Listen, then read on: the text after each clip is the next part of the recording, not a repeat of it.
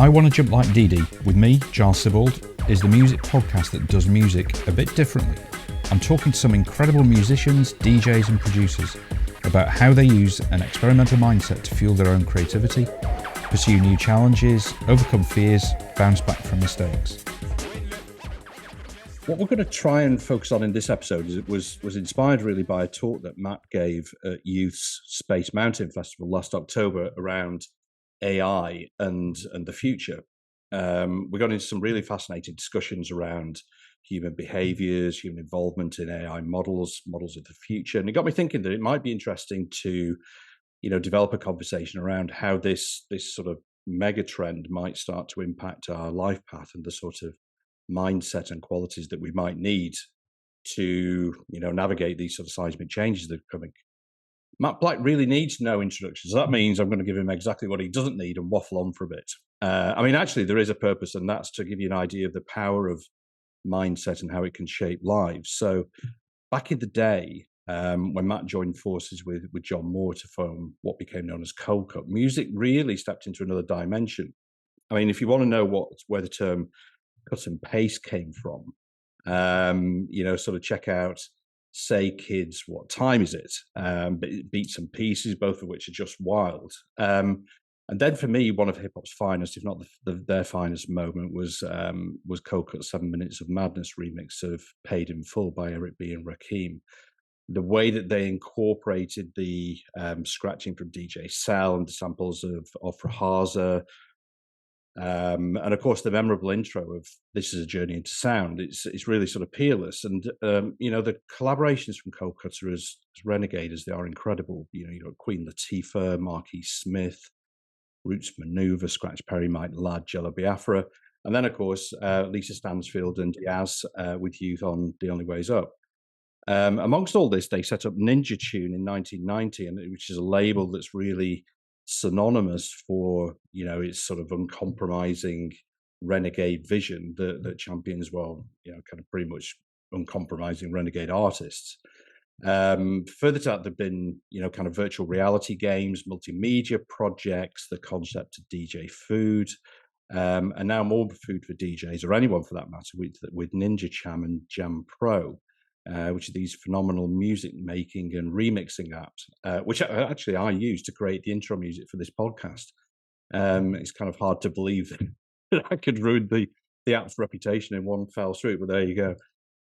Anyway, that's enough. Matt, welcome. Thanks so much for coming on. It's a real pleasure to have you on the podcast. Oh, Giles, thanks very much. That was a fulsome introduction. There's a few points we could go into there already. I don't think we invented cut and paste. I put that further back to Steve Reich and William Burroughs and those cats. But that's a thread. Yeah, great to be here, mate. So Lovely. Ask me.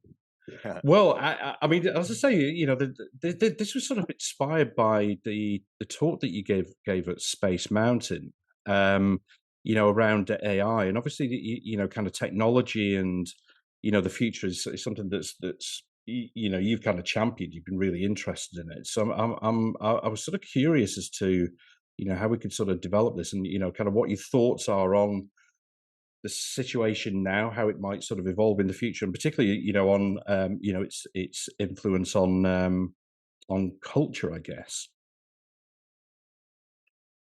Well, that's a massive subject there. I mean, do you want to cue me with a specific question about it?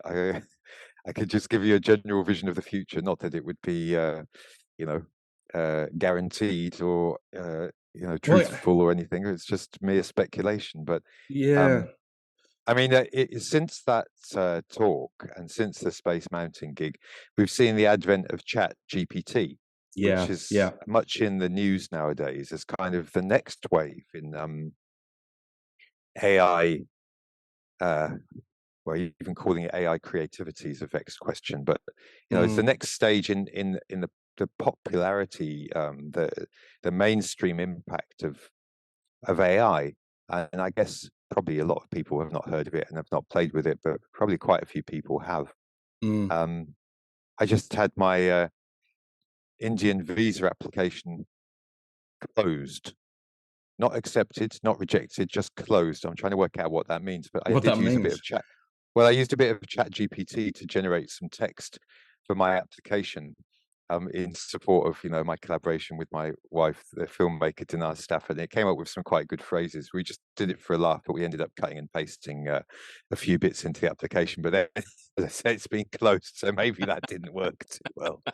Um, but that I have played with Chat GPT, and that is something that people are talking about a lot, because it's once again a sort of a challenge, if you like, to human creativity and the Mm, need for humans in the loop and in culture and in our world. Are we making ourselves redundant, and what would that even mean? So I mean, that's quite a mm, fruitful thread of this discussion, which we could go into.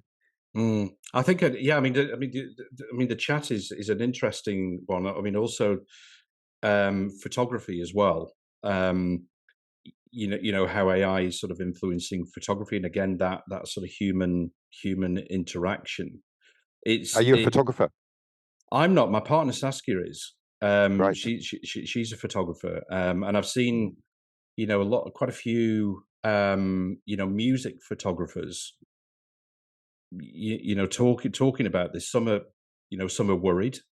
You know, some are thinking, okay, what does this mean? You know, which I guess, you know, that protective mechanism that Yeah. we have of worrying about what that sort of holds for us is, you know, is valid. And then there's the other side of it. Okay, well, what is this something that is going to happen? If it is, how do we embrace it to, you know, to make it kind of work for us? Yeah, well, I mean, that's a pretty good starting point for a discussion. You know, the term Luddite is often used pejoratively as an Mm, insult, but you mm, could also say, if you look back at the origins of who the Luddites were, you could say Luddites are people who don't want their lives destroyed by technology. mm, And from the history books, we can see that actually technology can destroy lives and livelihood. Um, mm, and you know, the Luddites were not into those machines that were introduced, and were perhaps felt that they enjoyed their lives more working at home in the cottage industry, or life as it had been, rather than being forced to go and work in the machines in factories. So people who say, oh, well, actually people have always been worried about technology stealing their jobs and it's never really happened. Well, it has happened. It has had a huge disruptive effect in the mm, past. And you know, amongst those dark satanic mills is a reference to that, isn't it? You know, yeah. what was a green and pleasant land. I'm not going to get into sort of harking back to a day when things were better, but I just think it's quite interesting to, you know, reframe that Mm, term Luddite and say, you know, I would put myself in the group of people who don't want our lives to be destroyed by technology. Having said that, I'm a techno mm, head and a futurist, and I've always loved it, and I've made a career out of anticipating where we're going and sort of making use of the on ramps, if you like. With, you know, I wouldn't mm, have had a chance of a career in the music business before the invention of technology, but with the sequencer and turntables and samplers and so on, I've been able to somehow navigate a career through it for the last 35 years. Sometimes I feel, you know, I'm not a real musician. I respect what I call real musicians, are people who play a conventional instrument. Do you play an instrument at all? A guitar, drums, I anything like play. that? Yeah, I mean, I've taken recently. I've taken up drumming, and then when I was a kid, I was. I mean, from the age of 8 till about 17, 16, 17, I played the cello. That was my thing, and you know, and I did my grades and all that. So I, yeah, the Yeah. real instruments, if you want to call them that. You know, my dad was played the piano. It has sort of been in the Okay. family, you know. Okay. Because in my family, we loved music and we used to do a lot of singing, Mm, you know. But as far as neither of my parents played instruments, but my yeah. sister took piano lessons and she was really into it. She had a nice teacher. She got to grade 8, but actually Mm, she doesn't really play the piano nowadays. And I thought that if I had to look back at it, I guess I thought that I could save a lot of time by making music using technology. I mean, this was a sort of age 8 or 9. I yeah. started messing around with radios and buzzers and this old tape machine I had, and it didn't save any time, but I did actually end up in the end making a career sort of out of technology-based music. Um, Mm, so that was my trip. And I put it down to it being the 60s. I had a little toy called Space Dog, who's reappeared as the mascot on pirate TV recently to great popularity, which is nice. But it was the days of, you know, a dog in space actually, and the moon landings, and a lot of good science fiction. Um, and I had some great toys. I had this one called a Moon Explorer. It was this cool little vehicle with little wheels and flashing lights, but it would move around randomly using some kind of analog weird mechanism in the bottom, this rotating wheel, and it would randomly move around. So it was sort of autonomous. And I remember thinking that was damn cool. And Yeah. I remember, you know, making some little tickets and turning the lights off and inviting my parents in, or selling them a ticket actually to come in and see what my mum called a sound and light show, Yeah. with these couple of Wow. robots and some buzzers and the Moon Explorer bottling around. So sound and light shows, I'm still doing the same thing, like, you know, 55 years later or whatever. So a bit of Wow. encouragement from mum then that went a long way. But yeah, science and science fiction, that's what I worked off, and I still am in a way. Was that something that you know, from an early age you were just naturally, you know, attracted to? Did that just sort of come to you, or was there a sort of encouragement from, you know, parents or other people you were kind of around? I think I had a very good, you know, was dealt a pretty good hand, really. Mm, You know, I come from a privileged background, not a mm, aristocratic background, but sort of solid upper middle class background. mm, As you know, my mum and dad were not particularly well off. Dad was an artist and teacher. Mum was a teacher of lecture and publishing. yeah, But my granddad was a neurologist and quite eminent in Germany before he had to leave because of the yeah, Nazis. mm, And my other granddad was a modernist architect called Wells Coates, who's a fairly well-known bod on that scene.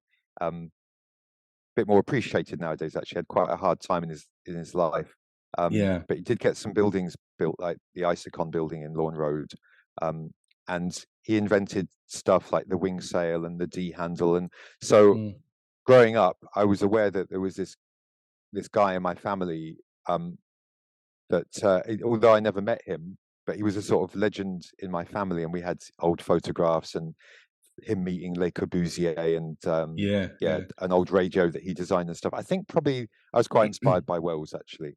mm, And yeah, so but my dad was an artist. He was going to be a doctor. Then he changed his mind at the last minute, much to his dad's disgust and considerable friction. But so I came from a sort of arts and science background in right, terms of my yeah, family, and so I think that was, you know, a very good start to take, yeah, that helped give me a path. mm.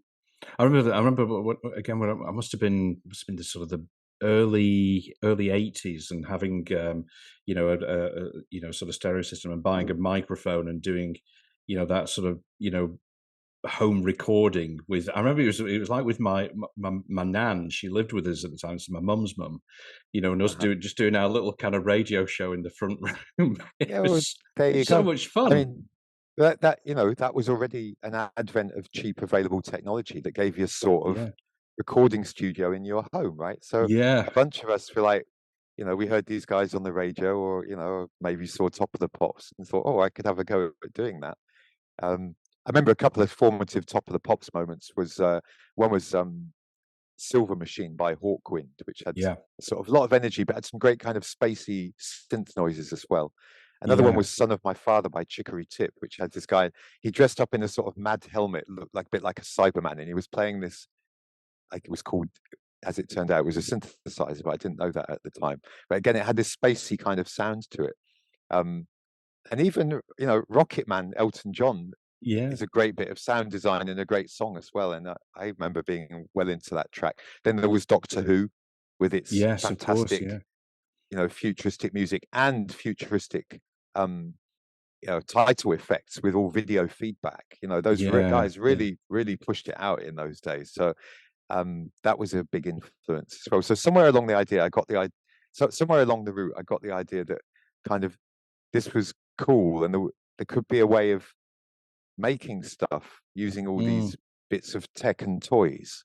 mm, And uh, yeah, so that sort of seeped in, and I developed it at school.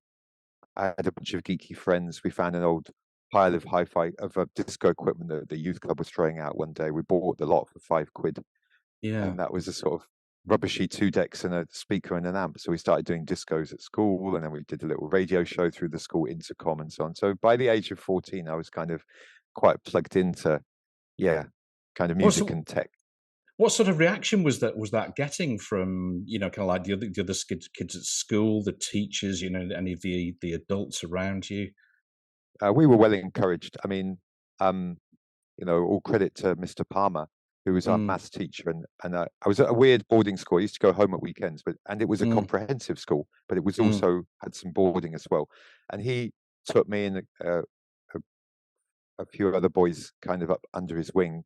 And I remember one time he came up and he showed us this thing that he'd made, which was a crystal radio set.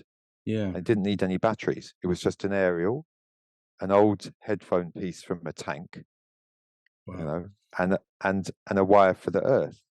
And we all were quite amazed that you could get something that didn't need any batteries, and you could make your own radio. That was a key moment. So me and there's this little group of friends, we started extending that idea and building on it. And in the end, Aidan Sutcliffe, he was the one who got really into it. He and I built synthesizers in the mid-70s from a kit in practical electronics. So it led directly, that encouragement from Mr. Palmer, and then doing a little disco at school. And then the next thing, getting into building a synth, seeing the Human League and Robert Rental on the cover of NME, thinking like, wow, we could do that. Yeah. Let's do it. I mean, that's a really kind of great aesthetic, that, isn't it? That kind of still that sort of DIY, isn't it? That okay, I can have a go at that. Yeah. I think, by the mid to late 70s, there was the punk thing coming up as well. And so as a 16-year-old, I was aware that some of these guys like the Buzzcocks and Robert Rental, who and the Normal, who was in fact is Daniel Miller, who then founded Mute. You could do it yourself.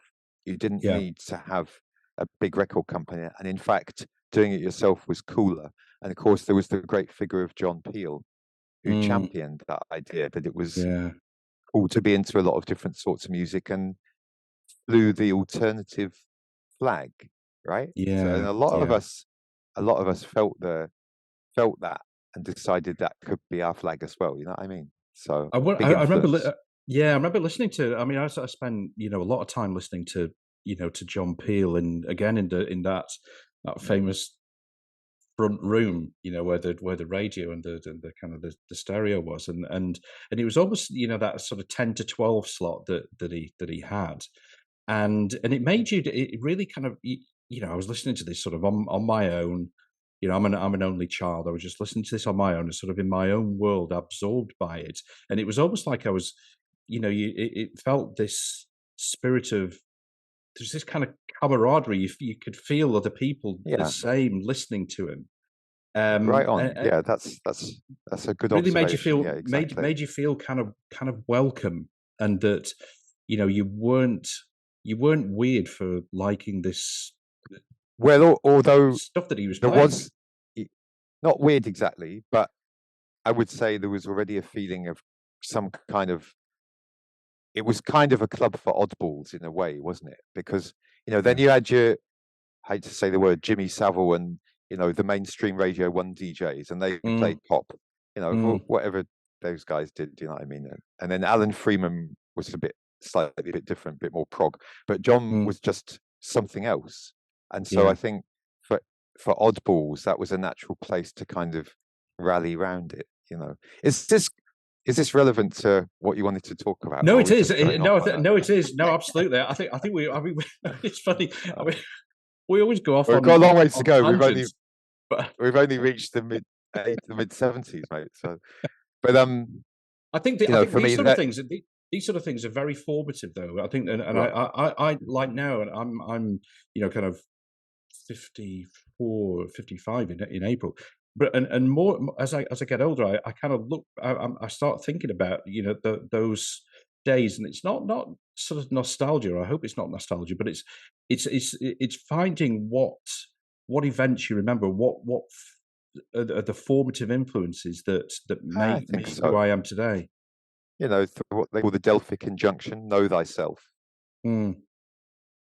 It's natural to try and know thyself, isn't it? And Yeah. so to know yourself, you've got to sometimes dig back and see what were those formative experiences and what were the roots of what Yeah. made us the people that we are. So, and without being too self-obsessed, it's quite interesting. And then you meet people and you find that you have this commonality. So I like this word propinquity, which means Mm. kind of what we share, the common ground. So, um, we do actually share a certain amount of common ground there. I mean, I don't know about your background, but we're kind of the same age. We're both white. We probably, we grew up in the UK, so there's Yep. already a lot there. Of course, later on, when I got seriously into black music, I wanted to sort of bust out of Mm. my background in a way, and James Brown's screaming "ow" and just being Yeah. totally able to rawly express his masculinity and his unique sense of himself was quite powerful stuff as well. A bit different from the kind of geeky Yeah. threads which we're picking over here. So basically that formative thing of getting into science at an early age, reading a lot of science fiction, having a bit of encouragement from mum and dad to just do my own thing and tinker around and have time to do Mm. that. Those are sort of the roots. And then I had my geeky friends at school, and we were not particularly good at rugby, and we were Yeah. proto geeks, and Yeah.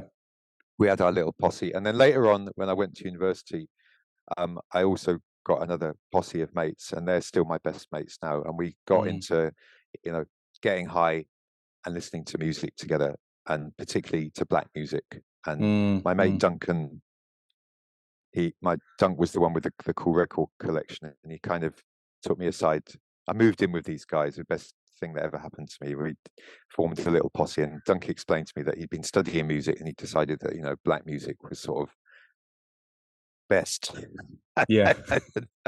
And it was, and he got the records to prove it. So we really got into it. So I was about 19, 20 then. I had my little bands inspired by Scritti Politti and Mm.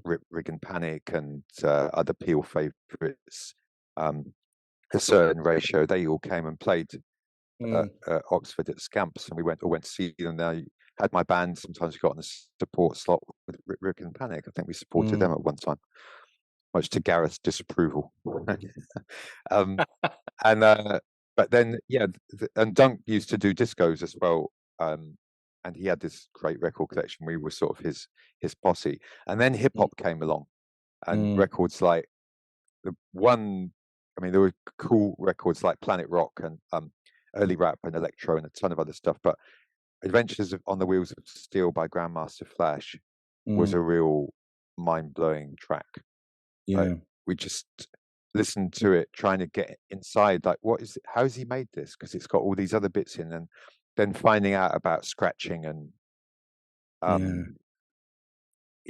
that you needed two decks and a mixer, and they had to be these Technics decks, and break beats, and you needed to have 2 copies of Apache, and Amazing. and so I was the one that sort of jumped onto that and tried Mm. to learn to scratch and mix. So as part of my university, I was doing biochemistry, but I was really into computers, which I had been already since the 70s. That Mm. was another really lucky break getting onto that. Yeah, And I got definitely. to credit Richard Dawkins' The Selfish Gene. That blew my Yeah. mind because it dovetailed together my interest in biochemistry and genetics with Mm. the idea of computer code, and the idea that computer code was a thing and actually DNA code was a thing, and maybe they had quite a lot of similarities. And that's an idea which, looking back, I can see really powered me, because DNA is a remix. Life is a remix of DNA, cutting it up, chopping it up, putting it upside down, and sticking it together again. And Yeah. that's an idea which which surfaced in another way in cut and paste in music. So I only sort of realized that a few years ago, that was a big link to Mm. the stuff I'd been into before. So It's I got a job interesting. as a computer programmer. So. Yeah, go I on, was, get a word in. I was just, I was just going to say. I mean, it's interesting. I mean, you know, kind of like when I sort of grew up. I mean, punk music and then the you know, the early punk of, you know, sort of the Ramones was the first thing for me, and then, you know, kind of like the early '80s, it was the US stuff like Bad Brains and things. That was mainly my thing. The big game changer musically for me was Public Enemy's first album when that came out, and I was just like, wow, this is just something else, something completely. You know, why do I like this? This is not my kind of norm, but it just really kind of hit me. That's What you, interesting. yeah, go on. Well, that makes me think of Run DMC. Mm, First, I was going to say, you were into a sort of rocky music, right? Well, yeah, Public Enemy was pretty rocky. The yeah, attitude was rocky, and some of the the sounds were attitude. pretty rocky as well. And actually, Run DMC was sort of the first to do that. And there was Mm, Walk This Way, and then before that, there was Rock Box, which I never mm, liked particularly as a track, but I remember thinking that the mixture of heavy metal guitars and beats was pretty interesting. And yeah, that really informed it when we came around to make Beats and Pieces, which is full of like Ted Nugent and Grand Funk Railroad raw guitar stabs mixed with, well, Led Zeppelin beats and so on. But Run DMC, it was them who heralded Public Enemy. I remember reading this interview with Run yeah, DMC pretty early on, like I don't know when it was 83 or something like that, and mm, you know, everyone was loving on Run DMC, who were a fantastic outfit, actually. I yeah, know a lot of those rap backwards. And then Jam Master Jay, it's yeah, that track celebrating the DJ and you know, absolute magic. Their wordplay is so full of humor and so on point. I love those yeah. guys. It's But incredible. they said, we're going, we're sort of moving over. Wait till you hear these guys, Public Enemy. It's going to blow your mind. And Which they knew what time it was. Yeah, I mean, it's interesting how I guess how quickly things were moving at you know in those years, you know, that sort of 86, 87, 88. Because I'm sure I read an interview with Chuck D, and he was talking about Eric B and Rakim, and he said we were about to bring out Yo Bum Rush the Show, and we heard what Eric B and Rakim were doing, and he was just like, shit. We haven't even released this. We've got to up our game. You know, these guys have taken it to another level.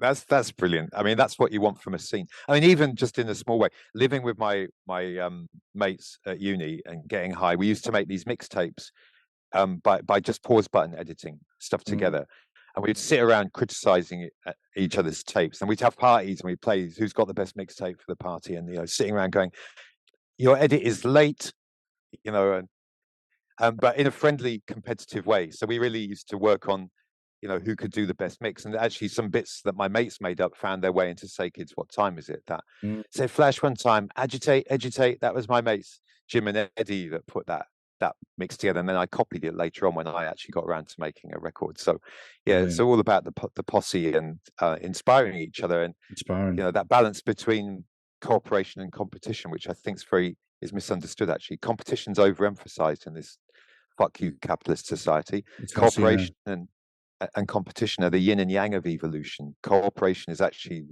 humanity's strong suit, and I think that's lost sometimes in the capitalist kind of mind fuck. And agree. Yeah, but yeah, so if you can have both. I've just been playing bat ball with my wife, right? yeah, Bat or beach tennis, yeah. Well, yeah, the object in beach tennis is you keep it going. yes. It's a cooperative game. It's not about slam dunking your opponent and winning points. It's about Yeah. who's most skillful at keeping it going. I love that. I love that. This, So this is interesting. uh, This is kind of, yeah. What you're right. This is sort of what has got lost. You know, that kind of ability to, you know, to think cooperatively. You know, things aren't always a competition. You know, competition is okay. You know, it can be healthy when it's used the right way. But sometimes humans have a way of bastardizing things so much that yeah, it's well, sort of losing yeah, it. that's right. I do feel it's a sort of cover story for fuck you capitalism and the elite in a way. They've sold the idea that it's nature red in tooth and claw, survival of the fittest, only the strong survive. You know, um, it, it's all about being the best, and that means that other people have to fail. Yeah, Well, that idea can be challenged, and even evolution is seen like that, but actually evolution's about cooperation and symbiosis. Even our very cells arose because of a symbiotic cooperation between, you know, one bacteria and another cell, and that's how we got mitochondria in our cell. Yeah, in our cells. Yeah. So, I liked what what you were saying about kind of sound and kind of DNA and the sort of the evolution. Like it's not fixed. It's always sort of evolving. And yeah. I guess with with sort of remixes and kind of like open source libraries. I mean, there's a phenomenal young DJ and producer in Nairobi. I think Youth knows her from when he went out to Uganda a few years ago, and but and I got through her. I got to know of this kind of open source library. It's called the Sounds of Nairobi, and it's basically basically it is what it says. Some of the city and then some of the kind of the outlying areas, some of the woods and forests where people have just sort of captured these little sort of soundscapes and put them into a library, and it's basically there for people to go and grab and use. I just love that sort of stuff. It just opens up so much possibility. Well, that you've made a good point, which is that open source is about cooperation. Yeah, it's about unyoking creativity from the idea that it's something that always has to have a dollar sign attached to it. In fact, it's much cooler to give that shit away and then share it with people and see what else comes out of it and build a community around that. Much cooler, and it's proven to be a very successful strategy. Can even be combined with capitalism and competition as well. You see all these different versions of Linux and stuff floating around. But I love that open source idea. I love the idea of sharing. I love the idea that actually we only all ever build on what has gone before. So really taking too big a slice and putting your brand on it and thinking that you've got an exclusive monopoly on a particular idea or something is a fallacy and should be challenged. Really, it's the human project, man. We've all got to feel part of the human project. Otherwise, I don't think we're going to make it. Otherwise, unless we can get some coherency and love, really, to recognize that we're all in this together, we're fucked. So actually, this very practical reason to try and spread this idea. Well, I think the you make a really good point, and it's perhaps that idea of cooperation and not being overly or even protective at all around this sort of stuff is not it's something that doesn't come easy to us, and it's perhaps because we're surrounded by this kind of mindset of you need to protect what you have, this sort of thing of ownership. So to be open minded and to say, okay, yeah, use it. It's not necessarily mine. Is perhaps something that is not in our first nature, or for a lot of people. Anyway. Well, I'd certainly like to open source all my work. When I die.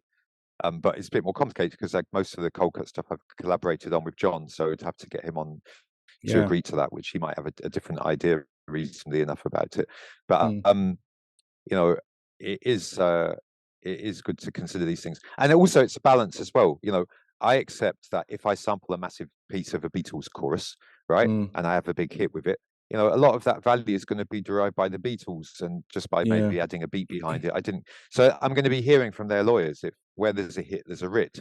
So don't care if I just make the mashup and give it to my mates, but suddenly things have a habit of blowing up, right? When you start then you're going to have to speak to the lawyers, and depending on, but on the other hand, so and actually that's fair, right? And when Ofra Hazar, we put her voice on Paid in Full, where it be in Rakim, and it's the melodic hook of the track.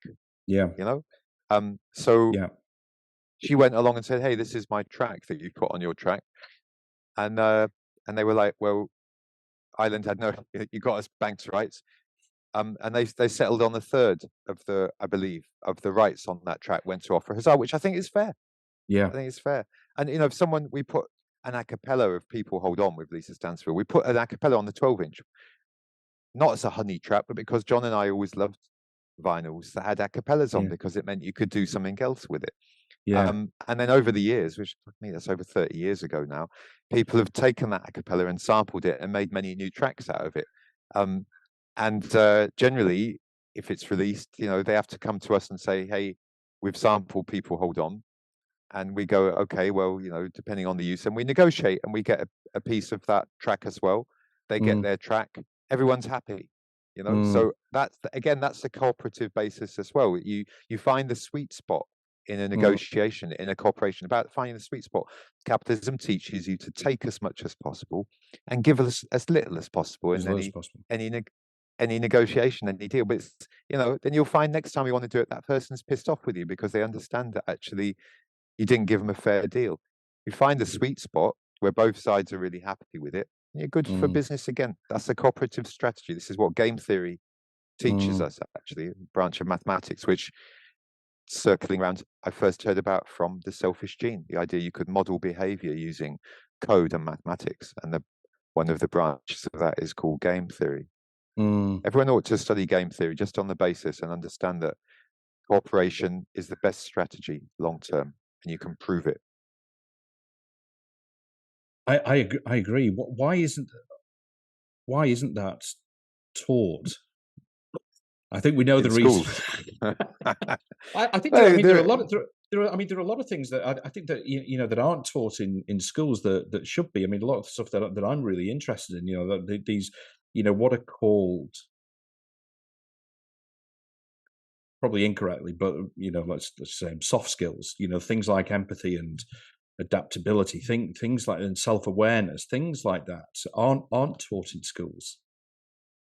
Well, no, that's because they don't suit you for doing a job which can earn some money for the government, which they find convenient. The whole of the humanities is being down-pressed by the authorities at the moment because they'd much rather have students who are STEM, specialists who can work in industry and make loads of money. But another one is like first aid. Why isn't that taught in school? And I wouldn't call that a soft science, or not at all. It can be damn hard. You know what I mean? Absolutely. So, and I think humanity is just a work in progress, bumbling along on a tightrope, actually, in constant danger of falling off, but just about managing to inch forward. Very exciting. So, yeah, it's a beautiful mess. But yeah, I think game theory, empathy, mindfulness, non-violent communication, these are not just some hippie ideas. They're actually things that have been proved to be of great utility. So yeah, I think those are the sort of things that are I think those are the sort of things that are really going to kind of going to save us, if that's the right phrase. Yeah, that's a good link to where you started this chat off with, actually, because we come around then to we're looking at the triumph of technology and the triumph of capitalism. Well, where's the space for humanity in that? And sometimes it looks like there isn't going to be any space, but there's a lot of people on the planet, and we don't all just want to be retired, or put into little boxes and told what to do. We are part of this joint project, and we ought to have, all of us deserve to have our voices heard and have some kind of say in where we're going. Here's an idea. Do you remember when a guy a few years ago drove an airplane he was piloting into a mountain and killed a lot of people? Yeah. So our politicians and leaders and billionaires, they're kind of the pilots of our society, right? Yeah. Mandatory drug testing for all holders of high office, because they're piloting the plane. You bet they're testing psychological tests and drug tests on all pilots nowadays after that happened. You bet they are, right? Yeah. Yeah, well, the pilots of our society should be tested as well. Not just the guy who picks up the garbage gets his urine tested there. What about the guy who's actually driving the ship, which we're all on? I think that'd be quite revealing.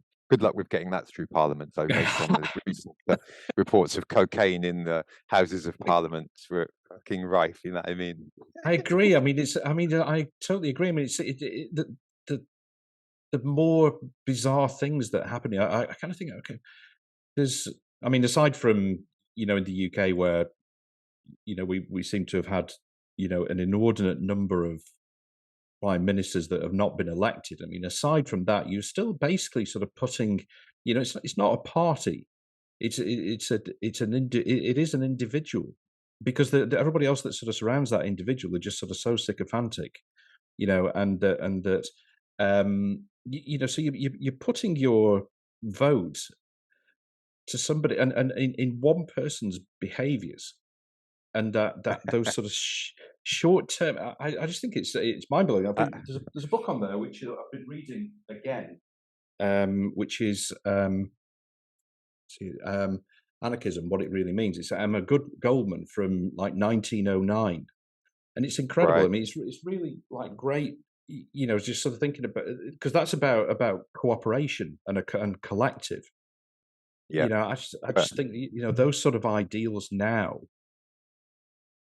Yeah, much needed. Well, Much needed. the mafia elite. I call them the patriarchal elite mafia parasites. Mm. The pimps. They've managed to sort of suppress these ideas pretty well. Communism is a dirty word nowadays. Actually, I'm in India, right? And Kerala, which has the highest level of literacy and female education is best of any state in India, is still broadly a communist state. You don't Oh, hear really? much about that. Yeah. No, didn't know that. And I think we need some neo-communism actually. Mm. Or perhaps Have you? go on. I was going to say, have you got a sense of how that, that sort of neo-communism, or sort of almost communism state, sort of plays out in real life in Kerala? I'm told it's still quite patriarchal, but I think you Mm. can look at different indices. Like, I say literacy is still a problem in India, and Yeah. education in Kerala is significantly more widely available than in other states. Yeah. So, in a way, education is that's the one, isn't it? That's the Mm. main thing about how you can expand a population's mind to be better and more effective, and move forward. So that's a good index of it. As to I haven't been there, so I don't actually know much about it, but it's just an observation. Yeah. I mean, no, go on. well, it's just to extend that little riff. It's probably unpopular, but I don't mind being a bit uncomfortable sometimes. That's one of the things I've realized. Like, it can be quite uncomfortable being on the edges, and trying to do new stuff. Yeah. I have found that a lot of people aren't interested, or they try and dissuade you, or they just sort of raise their eyebrows at you, and that can be quite uncomfortable. It can be quite uncomfortable when I sort of pretty much clear the floor at a place where I'm playing because I'm trying to do something different. But I've learned to sort of be comfortable with being uncomfortable, because it's necessary to have it's necessary to be able to take risks. Someone's got to be uncomfortable basically with pushing out and seeing, well, what about this? What if, even if it's a crap idea, which sometimes it is. Yeah, I think those sort of feelings are really interesting about how you overcome those. That feeling of being uncomfortable, of doing something different, and the reaction that you get. I mean, I kind of went through a large part of my life, just sort of thinking, before I do something, worrying about what people are going to think of that. Which is ridiculous. It's ridiculous, but and then you're talking about it's when not ridiculous though, man. It's not ridiculous because it's absolutely so human, and I think everyone can relate to that. I read the Big Issue sometimes, and they have it's about one of my favorite magazines, actually, excellent magazine, great writing, and they'll have what would you say to your 16-year-old self, right? And pretty much everyone says, I would have said to my 16-year-old self, don't worry so much, you're fine just as you are. Yeah. Just be happy with who you are, and don't worry what other people think. And so this is a universal thing. Just to riff on that is the rock star, right? I think what people appreciate about, it's a sort of stupid term, but I quite like it, and I know a couple of, there's a good friend of mine here, Attila. He's sort of a bit of a rock star in Go, and when I first saw him, I thought, like, this guy doesn't care what people think of him. He does not care. He just does his thing. And I think when you see that person up on stage and they got the microphone and they're using their voice and they're saying their words and it's them, right? And it's like when you do that, people are judging you, and if they don't like what you're saying, they don't like you, and it's just quite hard to take. But fuck it, that you manifest that thing. We don't care. I don't care what people think, because I'm who I am, and this is me, and this is it. Yeah. And actually, everyone wants to be that person. Everyone wants that confidence. And so, if someone can manifest that convincingly, then we're all in. We're like, yeah, man, go for it. We're supporting you, because you know what I mean. That's actually what being a rock star is about: manifesting that confidence. I remember, like one of my early episodes of this podcast. I was talking to Andrew Fern from Sleaford Mods, and Andrew's great. He's so great. He said something very, very simple, but it's just stuck with me. And he just said, at the end of the day, you can't force people to like you. Right. That was it. It's like, yeah. So what you can't do. People are going to like you or not, and if they don't like you, then it's fine. Or like you or what you're doing. You know what I mean? I mean, sometimes it's not easy to accept, but that is the case. Yeah, I mean, nothing about human life. There's no statement is absolutely true. You can put a counter side to everything, right? Out of trying to make people to like us, we might achieve some cool shit. Sometimes I think that I did this whole thing because I knew it was cool and I wanted people to think I was cool and like me. So that has actually been a motivation as well. Yeah. But someone was asking me about motivation the other day, and I sort of reeled this one out. I said, I really wanted to just people to like me for being cool. But in fact, I think what my main drive has been is just been a lot of enthusiasm and zest for doing cool stuff that hadn't been done because it's cool to do that. That's actually been my main drive. And I've done it not because I wanted to be liked particularly, but because I just thought it was cool. And somewhere along the lines that got formed to me as a goal and and an appetite. So I mean, what is cool? We could have a whole riff on that. Is it cool because other people think it's cool, or because you think it's cool? You know what I mean? So yeah, it's just I sort of joke. This is the post-hipster epoch, right? We're living in the post-hipster epoch, which is probably a good thing, yeah. Because those rare records that you could only get at that one shop in London and so on, and your little hipster crowd, that's over now, because like the guy in Nairobi can get the same thing on his cell phone, for free, and that's an egalitarian and good step forward, I think. Sorry, go on. I was going to say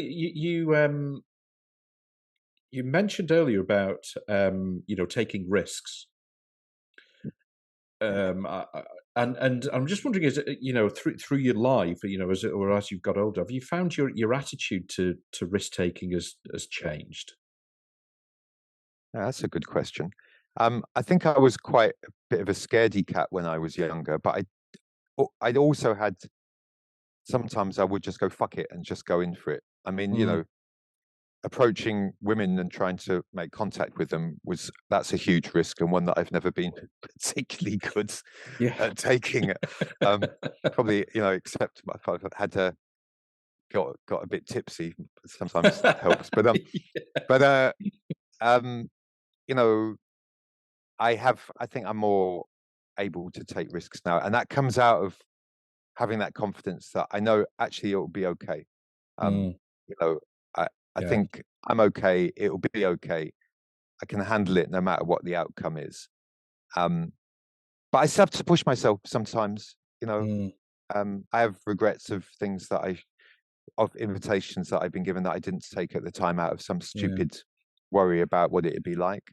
But just the last couple of days, I've been shooting a video here in India with some local Indian hip hop talent, and it's been quite challenging, actually. I mean, just without going into it, and it required, I had to really push through it. And I think a few years ago I might not have been able to do that. So I'm feeling happier and more able as I get older. I think I got really depressed in the mid-90s. We were having a shit time with our contract and Cold Cut seemed to be finished. And I was moaning on to Strictly Kev. DJ Food and Ninjas Design is a very good pal of mine. And he said, but great. Matt, you're at the height of your powers. And I was like, what? And I thought about it. It's like, yeah, fuck. Yeah, I'm at the height of my powers. Actually, I am. I know I'm better now than I was before. So I'll get through this. And then I thought later on, actually, it's even better than that. I haven't reached the height of my powers yet. I can keep developing. And I hope that doesn't sound cocky, but no. I want to stay juiced. Otherwise, I might as well just grey out and codger out and die, But I think I could still do my best work yet. I'm still crackling. I have a wonderful wife, Dinaz, who I've been with 12 years now. She's a main inspiration in my life now. I've learned a lot from here about perhaps how to be a nicer person a bit and not so selfish and how to get on with people. She's my genius of love, I call her. And we're a good team, actually. And I don't know if you caught our Keller Kettler record, the one we made in South Africa with. Yes, I did. Yeah. She came with us for that trip, and she was a magic ingredient in making that happen. And just generally, I do a practice called Short Moments, which is a kind of instant meditation practice. If you want to Google that, the founder is Candice Odenver's the founder. She's a woman. Nice to have a spiritual practice with the guru who's a woman, rather than all these men can't avoid pawing the young acolyte sometimes. Enough scandal, you know what I mean? But that's not going to happen with Candice, who's a mother and grandmother with a life.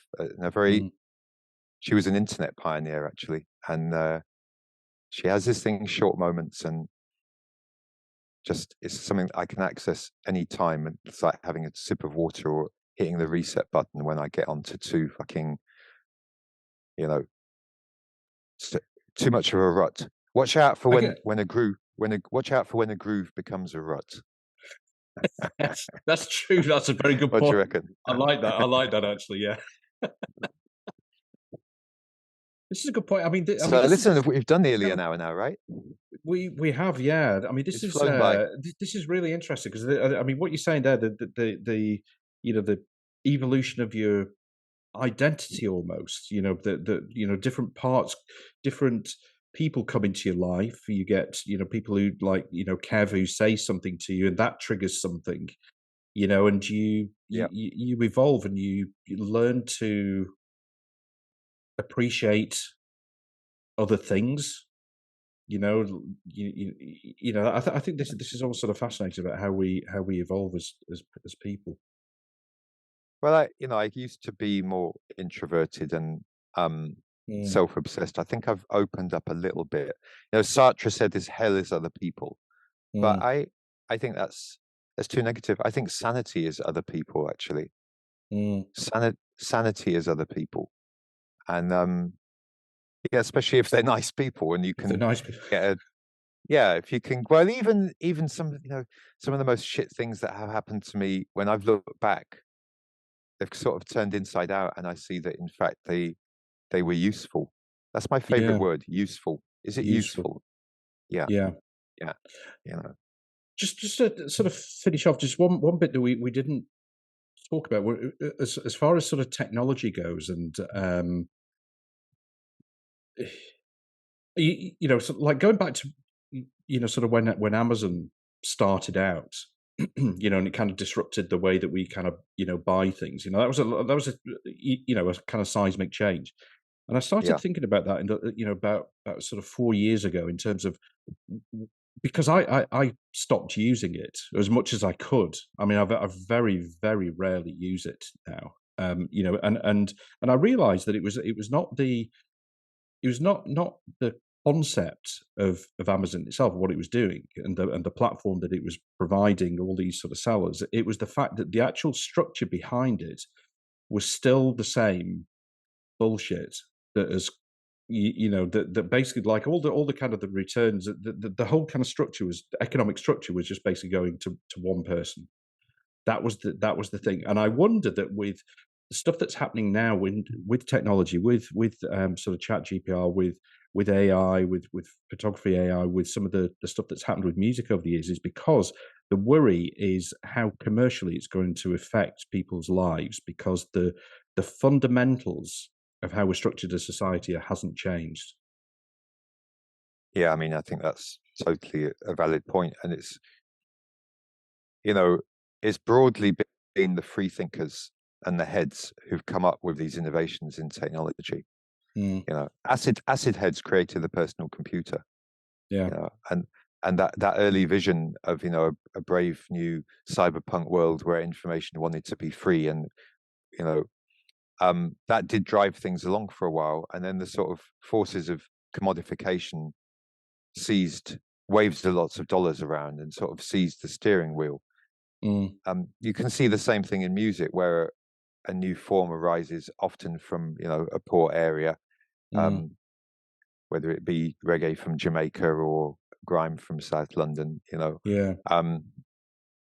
then let's be said, often, you know, people of color generating that music culture, which I think Mm.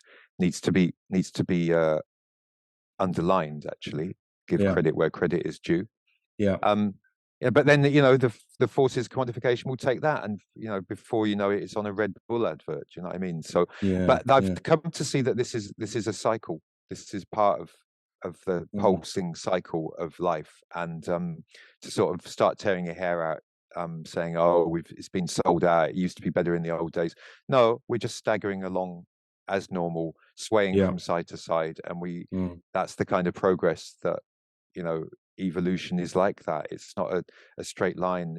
It's a mess. It's a maze. Mm. It's you know, two steps forward, one step back at best. Mm. And so I'm good with that, you know, and just whatever energy I can just put into, you know, a tiny grain of positivity and good vibes and sharing of the things that I believe Absolutely. in, um, which hopefully, I think that good energy and good intent is never lost. It might not work out how you think, but all you can do is do try and act for the best for what you believe in, you know.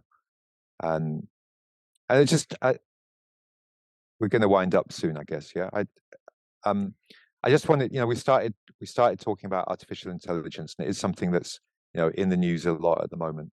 Um, but I'm equally interested in augmented intelligence, which is another Mm. AI, and sometimes I call them I2, like AI squared, Mm. artificial intelligence times augmented intelligence. You know, I'm sitting here now with my little supercomputer called a smartphone by me, and with that, my intelligence is enhanced, my access to data is enhanced. I can communicate, reach out, have a group call with heads like yourself worldwide.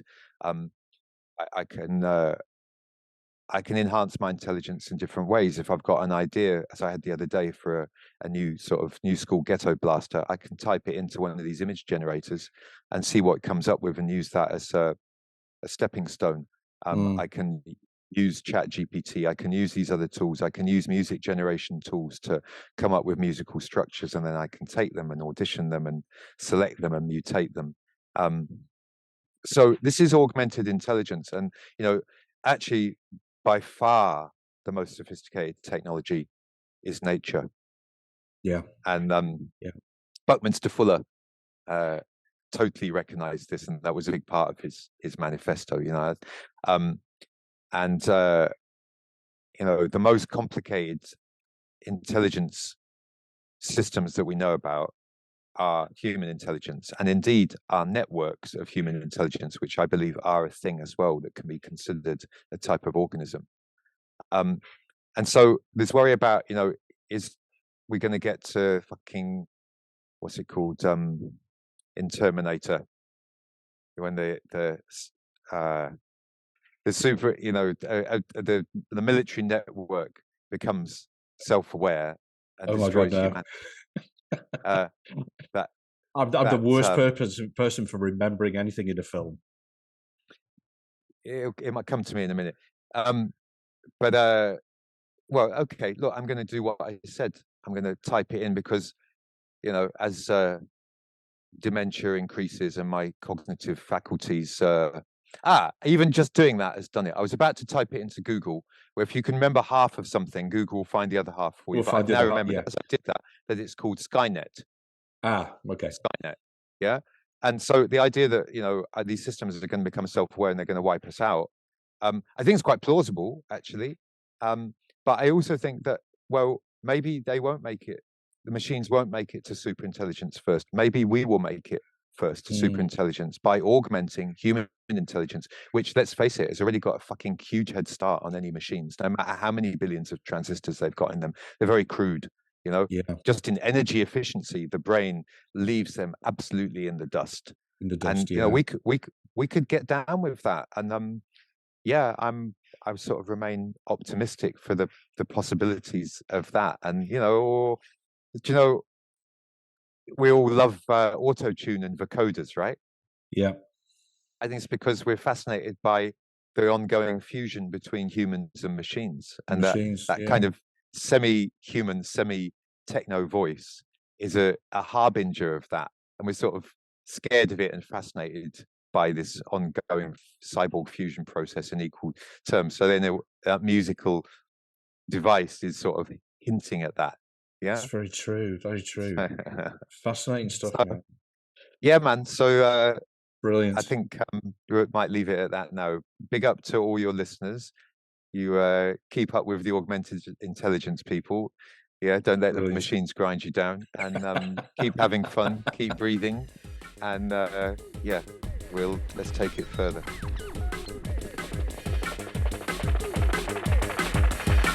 Thanks for listening to the show, and I really hope that you enjoyed it and that you'll tune in for the next episode. In the meantime, it would be really awesome if you could rate and review the show, and also share it with any friends who you think might enjoy it.